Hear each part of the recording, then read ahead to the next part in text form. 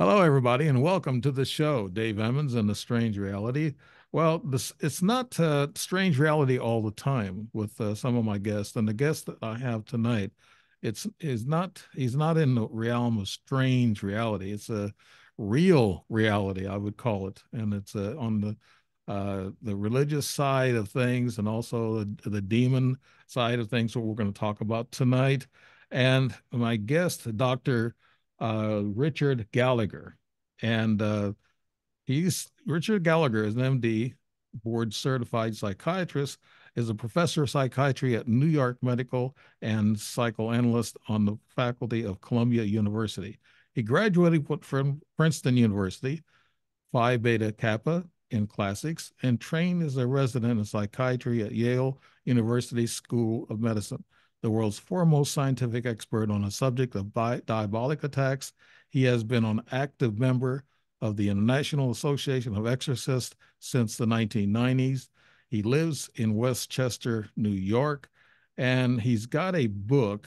And like I said, he's been working with this for some time. He's actually a consultant to the Catholic priests, a successful New York psychiatrist, Dr. Richard Gallagher. He was skeptical yet intrigued when he hard-nosed, no-nonsense Catholic priest asked him to examine a woman for a possible exorcism. Meeting her, Gallagher was astonished. The woman's behavior defied logic. In an instant, she could pinpoint a person's secret weaknesses. She knew how individuals she knew never known that she had, had died. This, let's see, she never knew known had she died, including Gallagher's own mother, who passed away after a lengthy battle with ovarian cancer. She spoke fluently in multiple languages, including Latin, but only when she was in a trance. So this woman was being, I guess, taught by the evil spirits and knowing who's around her and picking that out. And I'm going to show you the book here, and I'm going to share the screen, show you the book before we get into.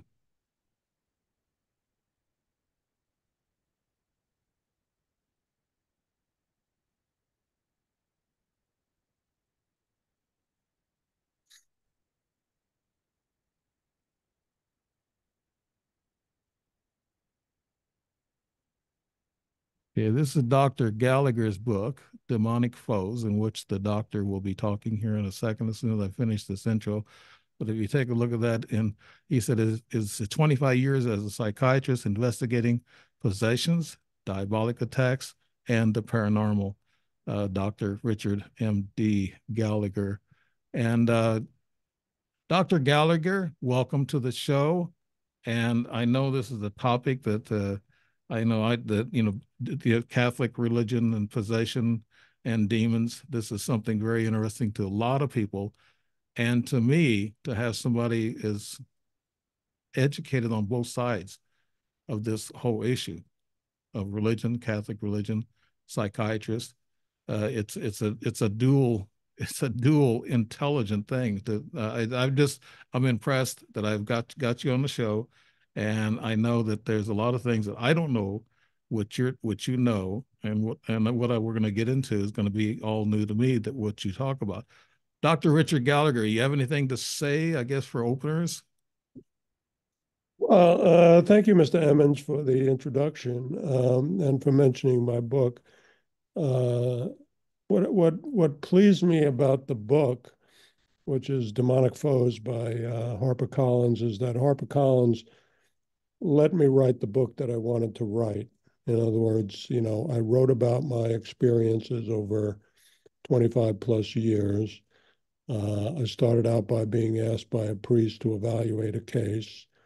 It actually wasn't the case that you referred to, although I think that was an even more dramatic case. I think the publisher wanted to highlight that case, which kind of acted like that was the first case I saw, which was not true. Although I think that is on the publicity blurb. Anyway, I was grateful that I was allowed to write a very um, serious book. I mean, a lot of people find it intriguing because I tell a number of stories of modern day possessions that I myself witnessed. and I myself evaluate it. And then I also give the history of this field. I give some arguments against the skeptics. I mean, I write as a doctor and a scientist, and how to make sure that we're not dealing with people who are just mentally ill or something. So I was delighted that HarperCollins wanted me to write that book. I highlight, in particular, a case of a rare Satanist woman who was very, very possessed. It's quite an intriguing case, to the point that Hollywood has been in touch with me, is going to make a movie about it. Some of your audience may know about Jason Blum and Blumhouse Productions. He was blown away by my book and said, Dr. Gallagher, this is the most interesting horror story that is real that I've ever read. And so he and I are putting together this movie because that was the case. It actually wasn't the first case, as the HarperCollins publicity person put out. I don't know why she kind of must have misquoted something I told her. That was not the first case I saw, but it was the most dramatic one, and it's a case that I highlight in the book. Yeah, with Dr. Gallagher, I've had other people talk about the demon possession, and a lot of people are wondering, there are demons and they're real, and we're going back to the exorcism, and that the movie called The Exorcist, and that was supposed to have been a real story too. And I know you have other cases that you're talking about in your book. Now, you're not a priest, you're a psychiatrist and a consultant, but you're not a priest. Is that correct, Dr. Gallagher? I'm not a priest and I'm not an exorcist. So I get calls from all over the world of people who want to be evaluated, literally all over the world, Okay. because I am a scientific consultant to the International Association of Exorcists. And in fact, about 6 months ago, I was in Rome. I addressed the worldwide meeting of I would say, the most prominent Catholic exorcists in the world, and I addressed their meeting. Even they were blown away by that case that you referred to, which I talked about. And in many ways, Mr. Emmons, they all have stories sort of like mine. It's just that, because I'm a professor of psychiatry and an academic and a doctor, um, people find my stories more credible. But, I can tell you that, a lot of them have written books too. And, all these cases kind of blow people's minds if they take them seriously. So I say to people, you don't have to take my word for it. You can read a lot of these books by sensible exorcists around the world, and they will have stories that will blow your mind as much as mine. I chose some dramatic cases. Each of one illustrates, some point or other. I do change their names. I'm a doctor. I obviously protect their confidentiality and the confidentiality of the priest named. But every fact in my book, I mentioned quite a few cases. Every fact is 100% accurate otherwise. I just changed their name for reasons of confidentiality. By the way, these are not patients of mine. Mm-hmm. So I'm not an exorcist. They need spiritual help. So I do not treat them. I just evaluate them. But Okay. Yeah. I often then go on and find out what happened to them. I'm invited to, and have witnessed many exorcisms. So I'm familiar with exorcisms, but I'm not an exorcist myself. And you're more of a consultant to the priests. How far up did you go? You went to Rome? Did you go to the Vatican? Did you consult any of the higher ups in the church? Well, the organization is approved by the Vatican, but it's a little discreet, so we meet a little north of Rome. I mean, I've been to these meetings many times, and I know that I don't want to speak for anybody else. I mean, the organization speaks for itself. The Vatican speaks for itself. I don't speak for the Vatican, but the Vatican has definitely, approved this as an official organization of exorcists. No. I'd like to ask you, Dr. Gallagher, what's going on? What went on last week at the Vatican? The Pope come out and said a few words. He said that people are seeing demons, they're visualizing demons, and then he also talked about extraterrestrials. And he said, if you see these, supernatural entities, don't be alarmed. It's happening more and more. And he had a whole committee that actually spoke after that. Now, I didn't get the gist of everything that went on, but did you catch any of that, Dr. Gallagher, what they talked about last week? Well, the main piece of news out of the Vatican just last week was about uh, what they would call supernatural phenomena. Mhm. And as you probably know, Mr. Emmons, you strike me as a fairly well-informed man. Uh, People often claim they see God, they see angels, they see devils, and the main conclusion of this report was technically from something called the Dicastery for the Defense of the Faith, the DDF. The DDF put out a strong report saying, you have to be careful about believing some of this stuff. I mean, obviously, the Catholic Church, and I am a Catholic, believes in miracles. We believe sometimes in, apparitions of saints and Mary and Jesus. But, there are a lot of false reports too. Some Mhm. of those false reports are demonically inspired.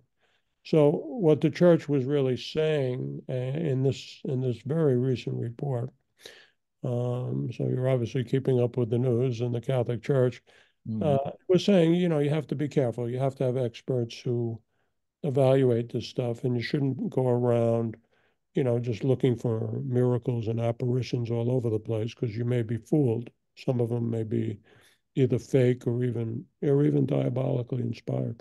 Right. I've talked to a lot of different people, Dr. Gallagher, about extraterrestrials, UFOs, and shapeshifters. And these things can change shapes. Even angels can change into a human form. And I guess I'd like to ask you about angels. Are angels that you said demons are very real, and we should be aware of them, and we should protect ourselves. And I heeded the warning that you told me pre-show that we were talking. You said I should be, being. I used to be a Catholic myself, as I told you, and you said I should be practicing that and also protecting myself from the demons or the evil spirits that are around us. Uh, Getting back, I know I got a package out there for you, but getting back to the angels. Now, angels are real, aren't they, Dr. Gallagher? Well, again, it's a matter of belief, although to some extent it's a matter of, evidence and testimony. For instance, by Jesus. I believe Jesus was the Son of God, and he talked about angels and demons all the time.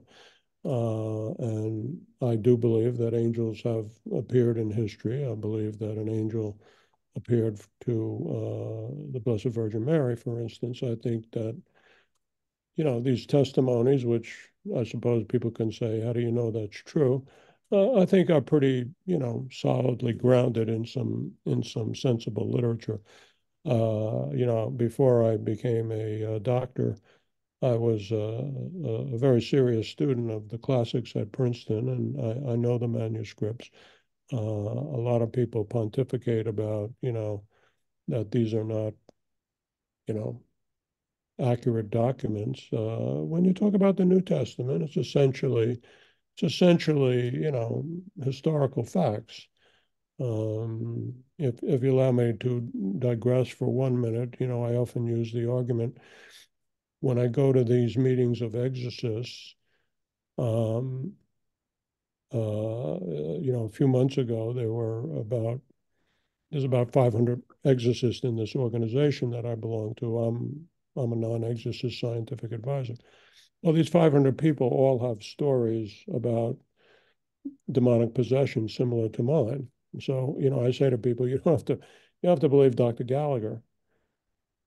Let me draw an analogy at the risk of, seeming like I'm proselytizing, which I'm not doing.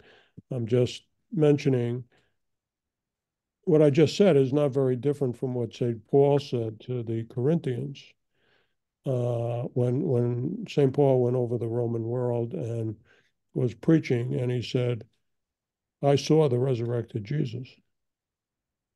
And he said, but you don't have to believe me. 500 other people saw him too. You can go talk to them. They're still alive. Now, he wrote this letter, which of course is preserved. It's called the Epistle to the Corinthians.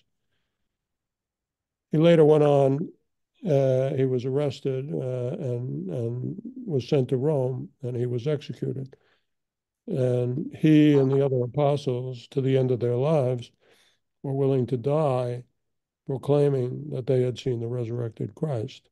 So just as, I say, you don't have to believe Dr. Gallagher about possessions. I mean, people don't know me, I have pretty good credentials and I know what I've seen, but, you don't have to believe me. You can believe these other exorcists. The Christian religion is formed on the same basis. I mean, you didn't have to believe St. Paul. You could have talked to 500 other people at the time. Is that historical sound data? Absolutely. Yeah, I studied, classical literature for many, many years when I was younger. The manuscripts of the New Testament are far better, far closer to the time that these events happened than almost all of ancient literature. So, what I'm saying is, I am a scientist. I try to use science in my work. When the Catholic Church talks about possessions, it has very strict criteria. I'm not just intuiting, oh, well, I think this person is, babbling, so therefore they're possessed. I mean, before I make that conclusion, I have to have very strong evidence. And within Christianity more broadly, but perhaps especially in the Catholic Church, you know, we believe faith is important, but we also believe reason is important. So we use reason, and I would say even very rigorous thinking, to make these diagnoses. Mhm. And part of my job, of course, is to make sure that we're not dealing with, somebody with mental illness or something, So I'm ruling out psychotic people. I'm ruling out people with multiple personality. I'm ruling out people who just imagine that they're possessed. I have to see clear evidence. And the clear evidence is evidence of a foreign spirit. And those diagnoses, trust me, are very rigorous. This is not just, you know, this is not just a belief system. This is based on something very rigorous. I was trained in science at, some good medical institutions. I believe very strongly in science. People are sometimes surprised. I believe in evolution. I believe in the Big Bang. I believe that's how God, in his wisdom, created the world. Mhm. But I believe in science, but I also believe that these phenomena are real. And now they're not something you can do an experiment on. So some people say, well, they're not really scientific. The word science comes from a Latin word, scientia. What it meant was knowledge. And, how do we know most things in life? How do we know who our parents are? How do we know that George Washington crossed the Delaware? Well, that's historical knowledge, and that's knowledge too. It's not what we call modern science, but it's very similar to the evidence I give in the book about possessions. I am giving historical evidence. Now, you may not believe me. You may not believe the 500 people who are in this international organization and write books too. But then, you have to challenge yourself maybe, well, if I don't believe this, is the problem in the evidence or is the problem in me that I don't want to believe this? Yeah, well, Dr. Gallagher, I know you said it gets extensive. I've seen these movies with possession, and that's what the closest I've ever gotten. And most of my listeners probably closest they've ever gotten to seeing a possession. But when you say, Dr. Gallagher, that you have to use intensive study on these people, how long does it take for you to figure out that it is not a psychotic disorder, it's a possession? Does it take you a while to learn that? Well, to learn it, or you mean about an individual case? Yeah, an individual case to whether they're psychotic or if they're possessed. It really depends on how much, information and how quickly you get it. Mhm. A lot of times, by the time somebody reaches me, I have, a fair amount of information, maybe from a priest or a minister, sometimes a rabbi too. I've dealt with people in all religions, and anybody can get possessed. This Right. idea that only, ignorant Christians get possessed is totally false. In fact, people who have no religion can get possessed, and they're sometimes in worse shape because they don't know who to turn to for help. But each case is a little bit different. So you have to get all the facts of the case. And, sometimes that is a little hard. Once you have the facts of the case, and then, I usually interview somebody. If I need to do medical testing, I will. I mean, occasionally I've gotten a CAT scan and blood test and stuff like that. So it depends on how complicated the case is. But if I get all the facts fairly quickly, I usually can make the diagnosis fairly quickly, Mhm. because look, I'm a professor of psychiatry. I know what a schizophrenic is like. I know what a dissociative or hysterical person is like. And the cases of possession that, I'm concluding, if that's my conclusion, are very, very different because there you have unequivocal evidence of something that's a foreign entity. Yeah. So at the end of your diagnosis or which you're gathering information on this person that's possessed, you find out they're possessed. Then you back away and let the priest take over. Or if you find out that they're psychotic, then the priest back away and then you take over. Is that the case? You find out which one's Well, and more normally, I would refer them then to another psychiatrist. Again, I don't tend to. I'm a very busy psychiatrist. I've seen probably about 27,000 cases in my life, uh, but just of psychiatric patients. But my process generally ends when I make the diagnosis. Now, there are a lot of exorcists who don't, who can make the diagnosis without me. But it is true in trickier cases, and some of the leaders of the church, some of the bishops require sensibly a psychiatric input. And then, what I say to skeptics is, okay, I'm a psychiatrist. I have very good evidence that this person goes into a trance and speaks foreign languages that they've never heard before, or can tell me, as you mentioned in your opening comments about that case, can tell me exactly how not only my mother died, decades ago, but how other people's parents died or other aspects of their private lives. Or, maybe they're so what you're have other psychic powers. Maybe they levitate, at least by report, by credible report. Now, mentally ill people don't start speaking Latin and levitating. So when you get these very clear signs that something beyond what we call the natural is going on, yeah, that's when you get, very clear confirmation that you're dealing with a something like a possession. Yeah, Dr. Gallagher, I can imagine somebody levitating. There must be some kind of a power outside of them that's doing this. And I guess also, I guess you're a psychiatrist and you're a Catholic. And how did you start your journey in investigating, I guess, the possessed people? What got you interested in that after you went through all your medical school, and were you a Catholic all your life? And did this interest you, Dr. Gallagher? Well, I suppose the topic kind of theoretically intrigued me. I didn't really expect to get involved in this field in any way. I didn't really necessarily expect that I would see a case either, even as a psychiatrist. But one day I was working at the time at Cornell Medical College, and a priest who turned out to be a very prominent American priest exorcist. Um, he came to my door at the hospital and the medical college where I was working and said, Dr. Gallagher, I'd like you to evaluate a case.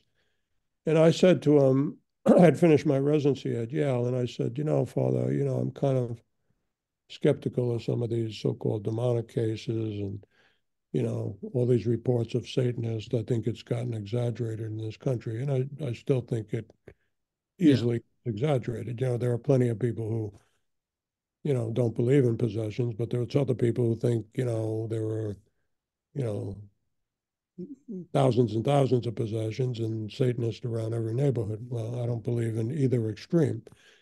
As C.S. Lewis himself, the great Christian writer, warned about, we're not supposed to see the devil everywhere either. So I was aware that there had been much cultural hysteria and exaggeration about these cases. And so I said, look, Father, with all due respect, I'm a little skeptical of a lot of this stuff. As was pointed out in the blurb you read from HarperCollins's page about the book. And he said, with a smirk, he looked at me and laughed a little, and he said, "Well, Dr. Gallagher, you're the perfect person for the job. We want somebody skeptical. Yeah. That's what we want." Mhm. And then after that, I just kept getting more and more involved in the field. I mean, obviously, I had a family and also, I had a day job Yeah.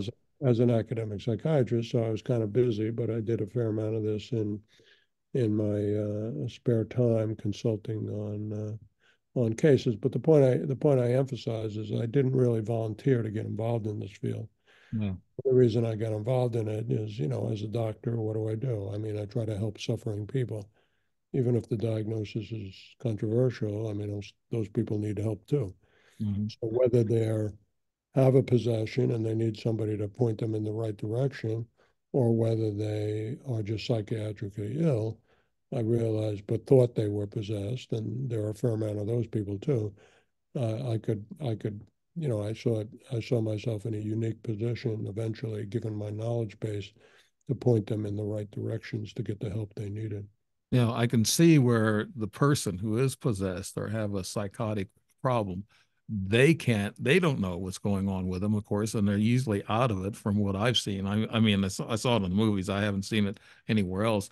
But Dr. Gallagher, we talked a little bit pre-show. You mentioned something about are you spiritual or are you a spiritualist or do you go to church or are you Catholic? Now, how is the best way a person can protect themselves from being possessed or being around evil spirits, Dr. Gallagher, after you mentioned those three spiritual? Well, it is to have a healthy spirituality. Yeah. What it is to pray and to ask for God's help and protection. Yeah. This is going to sound like kind of highly exaggerated. Many people in your audience probably heard of the name Saint Augustine, because Saint Augustine was Right. a famous thinker and philosopher, as well as a bishop, by the way. And what people less know of, he was an exorcist, and he was very knowledgeable about, possessions and exorcism. And he said something that when I first read it, when I was sort of a young man, I thought this sounds a little crazy. He said that based on his experience with, helping to deliver, and of course, it's not the exorcist who delivers people, it's our Lord. Mm-hmm. He said, based on my experience with demons uh, in the possession cases that he had seen, he said, I think they want to kill us all. I think the demons want to kill us all. And there's a lot of truth to that. I mean, they want to corrupt us too, but Right. they want to I, kill us all. They hate us all. So yeah, I mean, I don't think that your average good person, Mr. Emmons, I don't think they have that much to worry about. But if you turn to something shady and dark in your life, if you turn to occultism or Satanism, not that I see that all over the place the way some fanatics do in this country. I'm not into the QAnon conspiracy people and all that. mhm. But if you turn to dark arts, you know, to the occult realm, and or if you turn to something very evil in your life, you do make yourself open to that reality and that possibility. Right. And Yeah, Dr. Gallagher, you mentioned, darkness and evil in Hollywood right now, where they're talking a lot about people that are in Hollywood and the big shots, the stars. Dr. Gallagher, you handled some famous cases. I know you can't mention names, but have you handled a lot of these types of celebrity cases in your past, Dr. Gallagher? well, again, I've had Yeah, you can't say names. Yeah. I don't want to reveal any confidences, but I have dealt with a lot of different people, including people in Hollywood. Yes. Mhm. And what's going on in the world right now? A lot of people say there's a lot of evil, and even the Pope has brought it up, that you might see signs of demons and things of that nature. What is going on in the world today? We are just so chaotic, and everybody feels like down or depressed, or they're having a hard time, I guess, financially too. But Dr. Gallagher, could you tell us what might possibly be going on in our world today? Well, again, Mr. Evans, I'm a physician. I don't pretend to tell people exactly how to think about world events. You got to remember before the Jewish and Christian religion, came to dominate Western civilization, the world was pretty screwed up. I mean, pagan society had human sacrifices and stuff like that. That was common.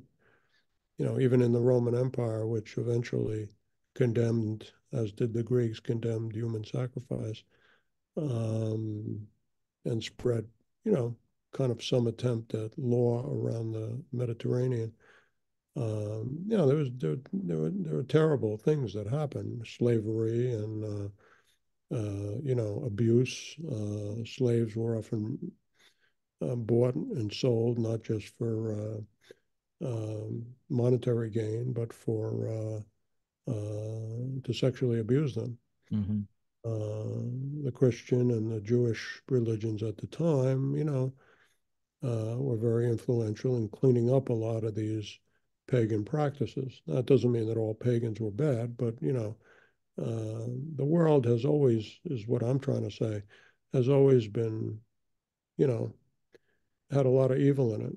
You know, I mean, there's a lot of good things that happen in the world today too. I mean, people live longer. We have eradicated around the world. We've eradicated a certain amount of poverty. People are better educated. But there's no question that, especially in countries like ourselves in Western Europe, there seems to be a little more confusion, a little more divisiveness, polarization. The churches have, you know, uh, less participants than they used to. And so whenever that happens, people turn to alternative belief systems like spiritualism, like New Age stuff, like sometimes even darker stuff like neo-paganism and Wiccan and, you know, um, Yeah. even Satanism. And when you see that decline from, sensible spirituality, and, other religions, often have very good people in it too. But when you turn away from a healthy spiritual tradition in a culture, you begin to see, you know, deterioration of the culture. But not as it's not as if America was ever perfect either. No. Let's face it. 100 and over 100 years ago, we had slavery. So, it's not like everything has gone to hell in a handbasket. But this country does seem to have a certain amount of intellectual confusion at the moment. Yeah, I didn't mean to drag you into geopolitics or politics or drag you in the weeds of that, Dr. Gallagher, but I was just trying to get across the general impression that I get from people. Either they're under financial stress, they're under, I guess, all kinds of different stresses around the world. We're afraid of World War III. We've got Ukraine, we got Israel. We've got all this pressure around us, and with family pressure and with our own health pressures that we have to deal with on a daily basis, we have to deal with all this external pressure that's around us too. And I guess part of what I was trying to get at is people are being exhausted by all what's going on in the world, Dr. Gallagher. Well, Mr. Emmons, you know, you're talking to a psychiatrist, so I, I know that's what I'm I asking. obviously am very aware of the stress in the world. And I didn't want to go, I didn't mean to go off on a long tangent, but I think, I was making a point which people have to keep in mind. I mean, the world is always a little screwed up, and there's always going to be, uh, thankfully we live in a reasonably prosperous country. Um, there is a lot of less poverty in the world now than there used to be 50 years ago. So, sometimes you do have to recognize that, there's always good things happening in the world, and then there's bad things happening in the world. I don't believe there was ever a perfect age, by the way. And Mhm. that was the only point I mentioned by going into history. I'm a great lover of history, so you can see I went off on a little tangent there. That's fine. I just want to I want to take you to another place about I guess where we're all at in the world and also the churches. They're losing, I guess, people in the church, and a lot of people are turning to spiritualism or being a spiritualist, like I am. I don't practice spiritualism, but I believe in spiritual, and I pray to the Creator and to the source of all things in the universe. So that's where I pray to. And the church numbers are going down. Do you have any idea why that is? And is the Catholic Church also losing numbers, Dr. Gallagher? Well, again, yes and no. I mean, again, these often don't have black and white answers. For instance, there's no question that some of the mainstream churches, including the Catholic Church in America, have declined in their, you might say, cultural potency. Um, but around the world, people again have to keep this in perspective. For instance, Africa about 100 years ago was 10% Christian. Hmm. You know what the percentage is nowadays? It's over 50%. So, there are areas in the world where Christianity is growing, and there are areas of the world where Christianity is declining a bit. Certainly in Europe, it's even more prominent than in America. So, these trends continue. This is what happens. Sometimes when a country becomes very prosperous, the citizenry becomes a little decadent. And I think there are elements of decadence in our country and in Europe. I did live in France for a while, and already in that country, I mean, what used to be known as an extremely Catholic country, a lot of people, 50 years ago when I lived there weren't going to church anymore. So, the church is always being built up in some areas of the world and knocked down in other areas of the world. There actually are more there's 1.4 billion Catholics in the world. Now, they're not all great Catholics, just as no religion has perfect people in it. But I wouldn't say that Christianity is dying around the world. It still is actually growing numerically, and this includes for instance, Pentecostalism, which is the people who speak in tongues and all that. I don't necessarily agree with some of their practices, but that is spreading around the world too, in Africa and South America in leaps and bounds. So it's a complicated world. It's hard to generalize. Now we have more Muslims, the Islamic religion than we do, I guess, around the world than we do Christianity. I No, don't no, believe that. no, that is not true. It's No, not true. Well, Christianity is still the most.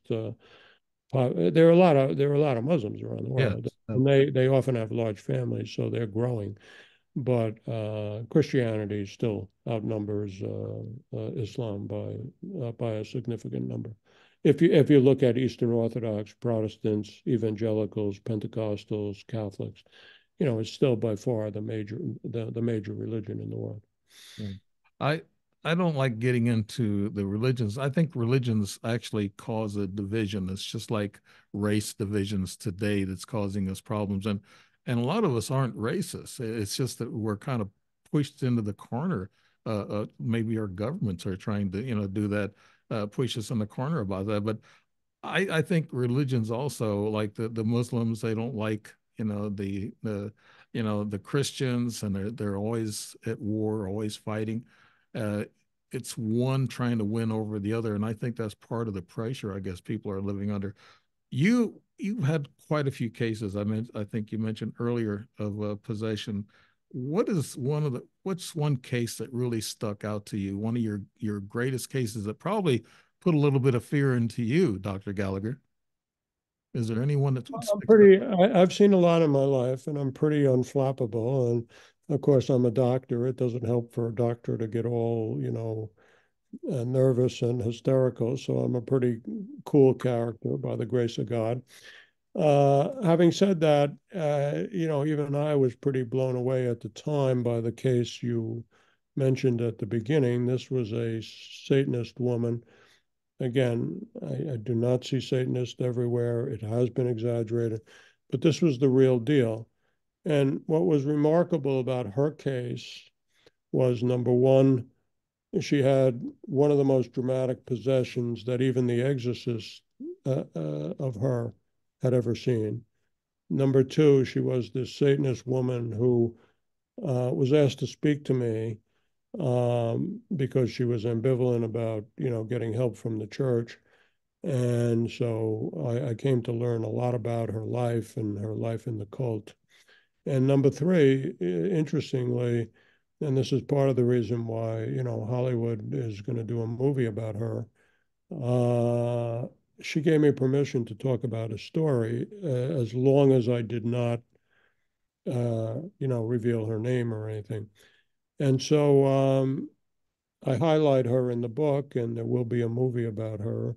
It's going to be called The Satanic Queen because she claimed to be a high priestess and queen of this cult.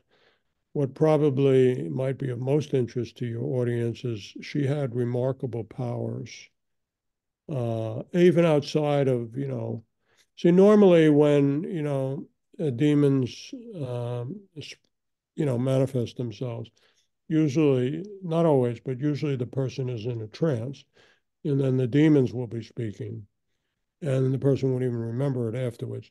And the demons may speak in foreign languages. I've seen that many, many times.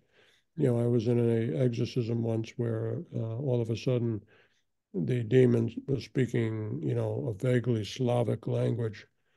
And, those of us who were observing were looking at each other, what's going on here? And we didn't know until at the end of that exorcism session, the priest said, "Oh, by the way, she was speaking in Bulgarian because I was born in Bulgaria, and she knew I would understand what the demon was saying." Now that was not the victim; that was the demon speaking through her. Um, but what made Julia's case even more remarkable is she, as a prominent Satanist, had some of these, let's call them psychic powers, even outside of her, trances and the demon manifesting itself. So what do I mean? For instance, once um, she had always claimed to me, and I got to know her very, very well. I think she liked talking to me as a doctor, I suppose. Um, and she was required to do so by the priest. They said, "We want you to speak to Dr. Gallagher." Not because we thought she was, highly emotionally disturbed, but because they wanted me to talk to her about her ambivalence about getting help, which she was happy to do. And again, this is not a patient of mine. So once she was always claiming to me that she had these psychic powers and could see people at a distance. It's what the occultists sometimes call clairvoyance or the third eye, if you've heard Right. that term. So I kind of challenged her, and I had a little bit of a joking relationship with her, believe it or not. And I said, "Okay, Miss Smarty Pants, why don't you tell me what the Exorcist is doing at the time?" Now, the Exorcist is another exorcist, had become a friend of mine. I knew where he lived. He lived about 100 miles away. And she said, "I can do that." And she said, "Dr. Gallagher, I can see him with my third eye. He is walking along the beach. Uh, he is saying his mumbo jumbo prayers. I said, "What is he wearing?" She says he's wearing a blue windbreaker and he's wearing his khaki pants. So I said to her, and I called her by this fake name, Julia. I said, "Okay, I'm going to call him." And I called him and I said, "Father, this is Rich Gallagher. How are things going? Where are you now?"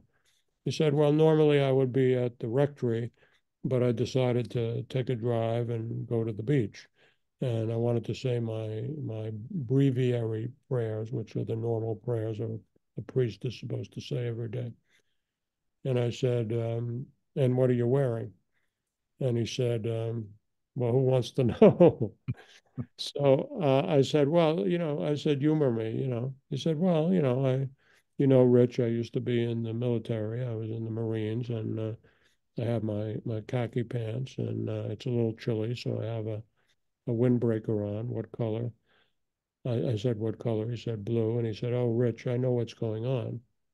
You're talking to Julia, right? She's something else." So Hmm. he kind of had guessed that, Julia was describing himself to me. And Julia always told me that the demons hated this guy. He was a very, very, one of the most prominent exorcists in American history. Hmm. You might be interested, real quick. Okay. I first met her, and as I said, I never volunteered for this stuff, but the priest, another priest wanted me to meet her originally. And he was the same one who came to my office at Cornell that day. And unbeknownst to me, because I knew he wanted me to evaluate her, but he brings her to my house in suburban New York. Hmm. And later I was kind of annoyed at the priest. I said, "Please don't bring a Satanist to my neighborhood." And Scary. the night before she came, I'd never met her before. I'd heard a little about her, but never met her before. My wife and I were in our bedroom, and these two cats we had, which were well-behaved cats, they just went berserk. Again, I tell all these stories in the book. So they went completely berserk. They started scratching each other. It was like they were going to kill each other. And, I mean, we were totally mystified. Did they have something bad to eat? Did they have too much catnip? I mean, what the heck was going on? It was so bad that we thought they were going to harm each other, and we had to separate them and put them in different rooms. And, my wife and I are looking at each other, what the heck is going on? But I didn't think more of it. Strange things happen in life, right? Especially with animals. Hmm. Then the next morning, this priest rings the doorbell in my house. I go to the door and he says, "Hi, Dr. Gallagher. I want you to meet the woman we call Julia." And Julia looks at me. Never met her before. Julia looks at me with a smirk and says, "Oh, by the way, Dr. Gallagher, how did you like those cats last night?" Wow. Now, Dr. Gallagher, that's a little scary because there's people who claim to have ESP, powers, and they have psychic powers. And you're saying that these demons have the same thing. They can look into people and read them. Uh, what's the difference between, is there a good psychic energy or ESP, or with what you're saying, demons have this where they can read you, Dr. Gallagher? Well, I'll tell you my opinion about it, and it reflects also something that this Satanist woman said to me. Because as I said, she had some of these psychic abilities, unusually, even outside of when a demon was directly manifesting itself. So normally it's the demons who have these psychic powers, but she claimed that because she worshipped Satan, and she did worship Satan. I mean, this was the whole deal. She said to me, "Dr. Gallagher, I get these powers from Satan." And she clearly liked having them. Don't kid yourself. She boasted about them, even though she was not really that happy a person. And I said, "So you're a gifted person?" And she laughed and she said, "No, no." She says, "No human beings are gifted. We get these powers." I said, and I said, "And what do you mean?" I kind of understood what she meant, but I wanted it to come from her. She said, "Well, some religious people feel that God allows some very holy people to have, some special abilities and knowledge. But she said normally what people don't realize is, most of these powers that people like myself have, we have from Satan. And she said, I'm not gifted at all, but I get these powers from Satan. And so I do believe that a lot of people who think they're gifted, I mean, unless they're very, very holy people, they're usually drawing on darker powers. They're usually drawing on something evil. For instance, spiritualists, a Mm. lot of New Age people. I don't think these people are born gifted. They may think they are, and they do think they are, but they're not. They're getting this power from somewhere else because that's not normal human power. That's interesting, very interesting. Now you're going to work on this upcoming motion picture. You can be a consultant, and I think you said the Bloomhouse Productions. Are you going to be a consultant on that movie?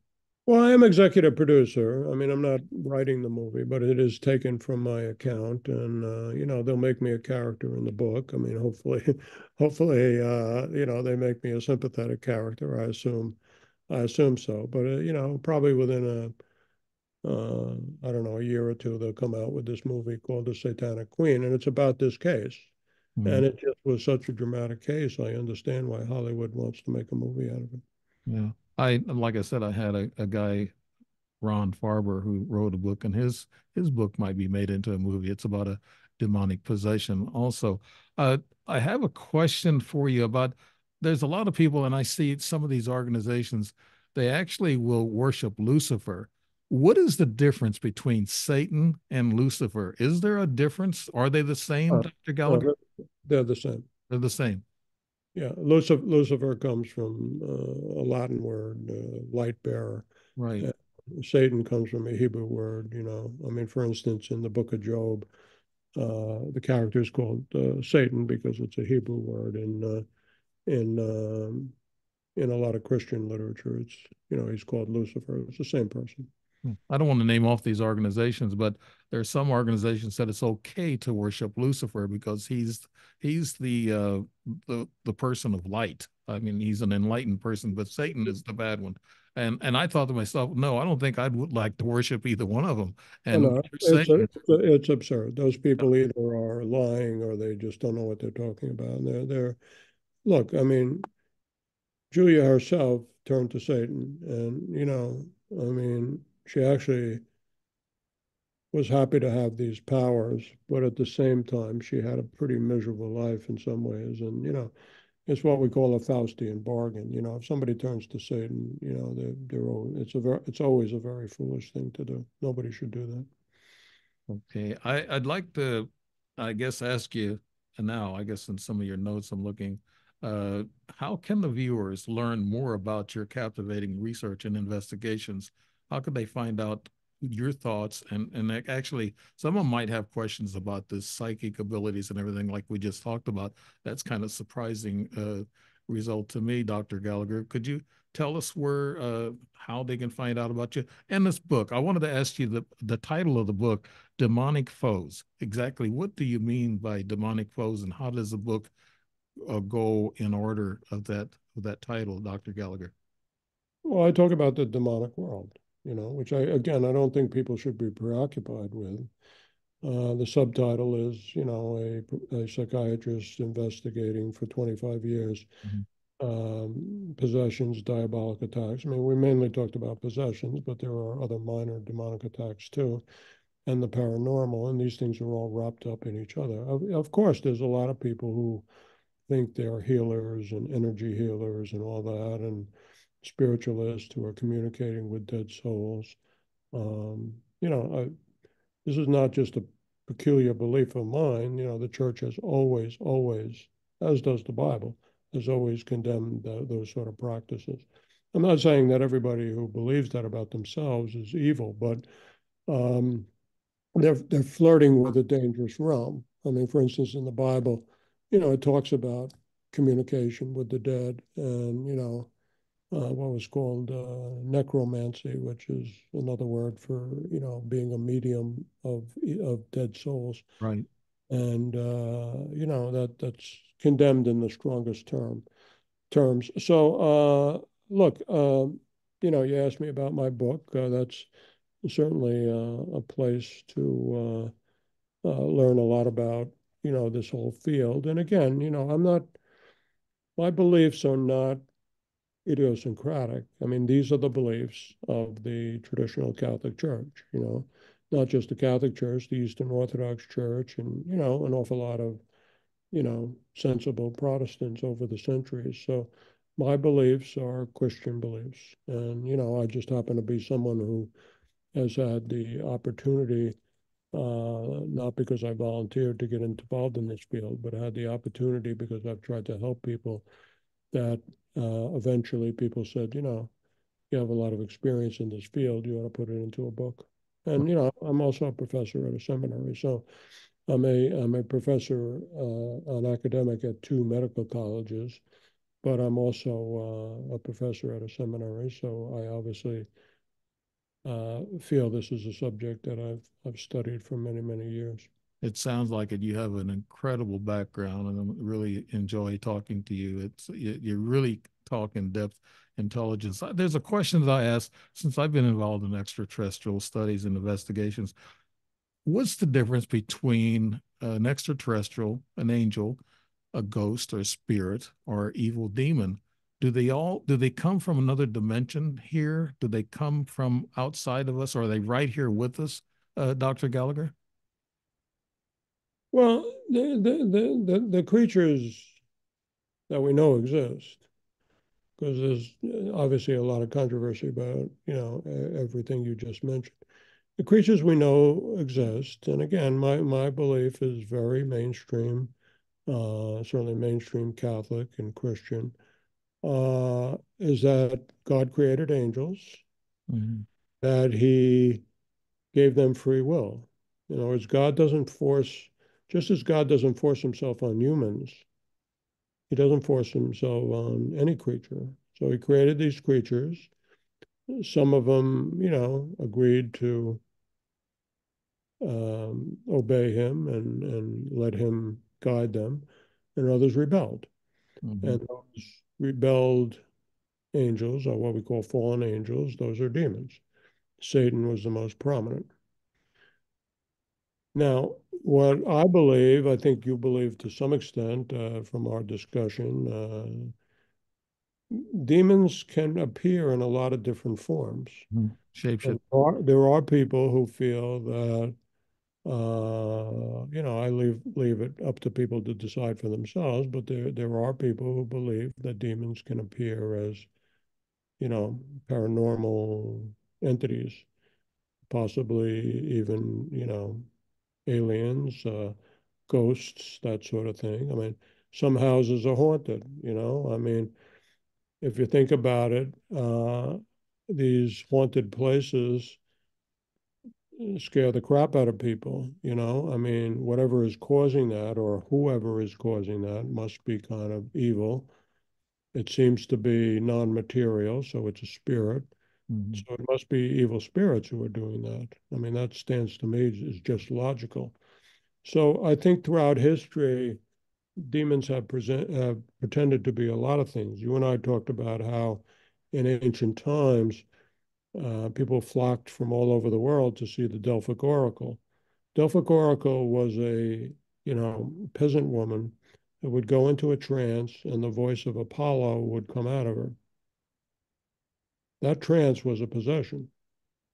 Now, again, people have all different theories about it. I'm not acting like everybody agrees with me, but I have no doubt that that was a demon pretending to be Apollo.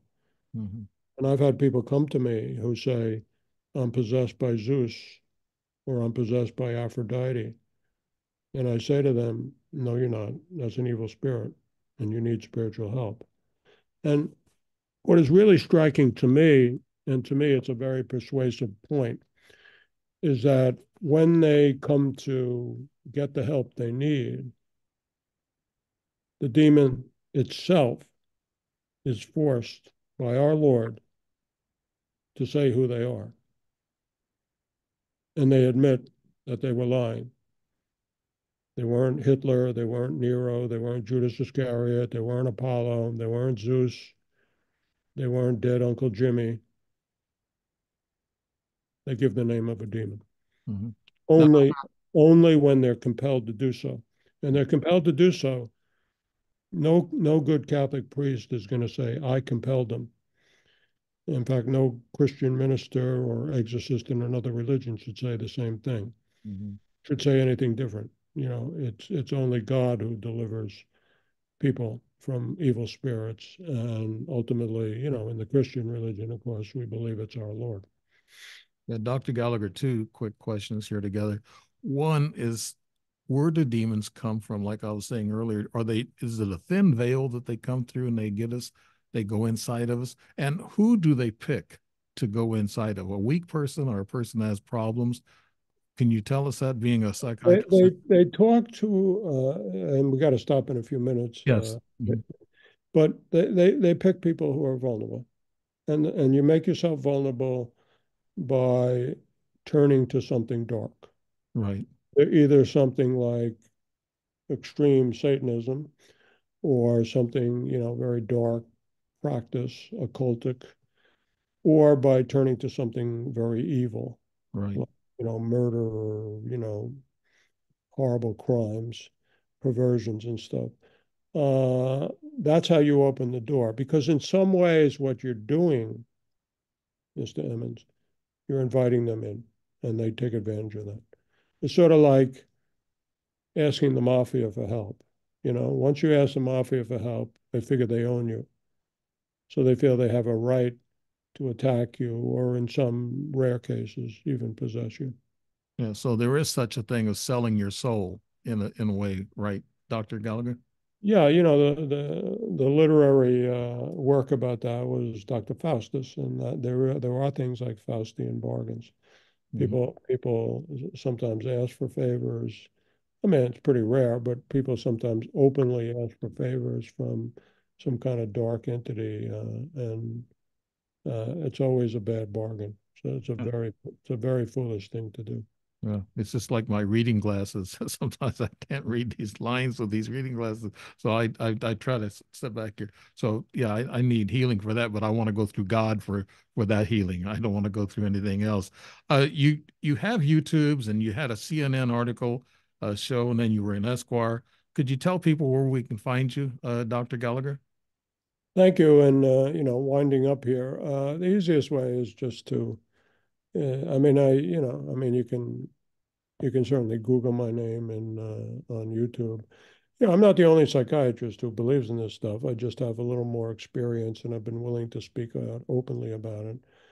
Uh, and it's a controversial subject, but if people want to hear more about it, they can always Google me and read things I've read or things I've either written or things that appear on YouTube and stuff. But the best way is just to get my book, which is again, I don't need the money from the book, but if you want to learn my ideas, you can get on Amazon or a lot of bookstores. The book Demonic Foes: My 25 Years as a Psychiatrist Investigating this whole field, and it's very easy to get my book. It's in paperback and you know not that expensive.